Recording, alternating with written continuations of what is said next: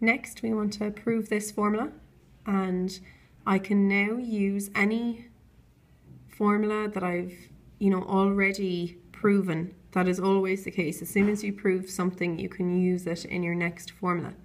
So with this one, I'm going to again use the concept of the unit circle.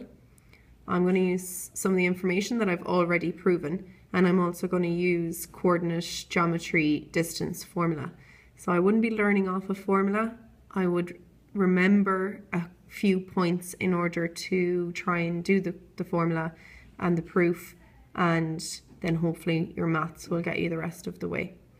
So for this question, we need to look at this here. We have our unit circle again. It's based on this. If this was the angle B here, this would be cos B sine B. If we made this the angle A here, and if this was my unit circle, this would be cos A sine A.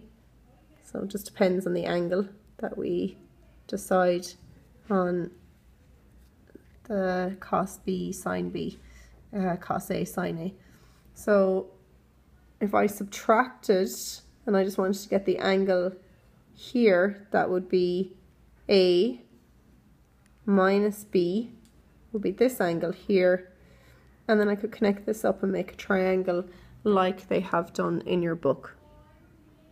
Okay, and it means that I can now look at this triangle here.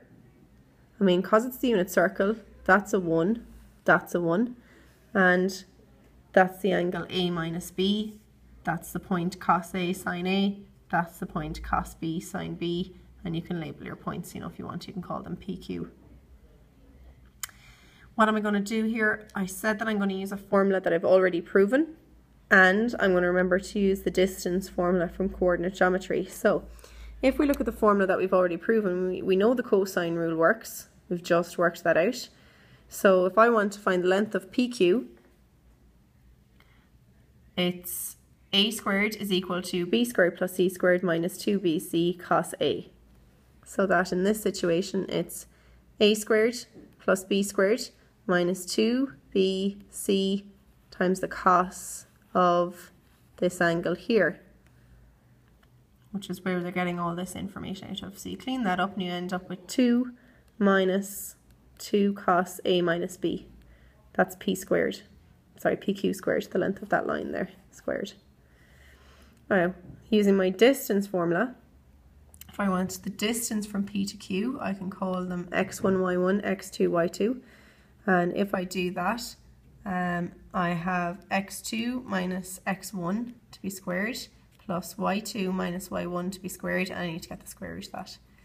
But in order to get rid of the square root there, I can just square both sides.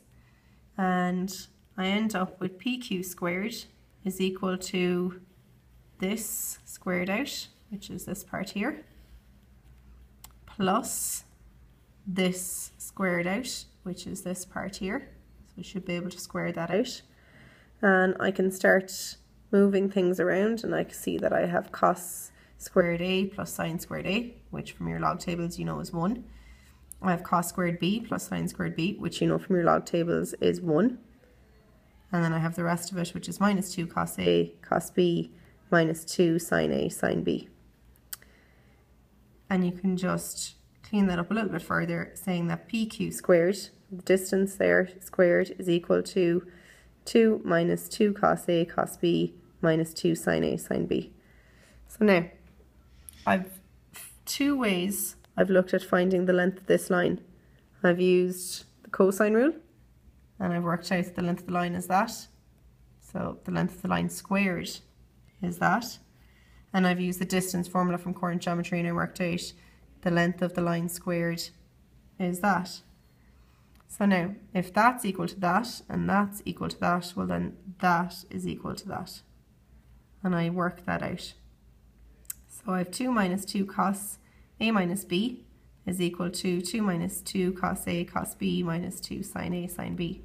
I'm going to subtract 2 from both sides. That get rid of those.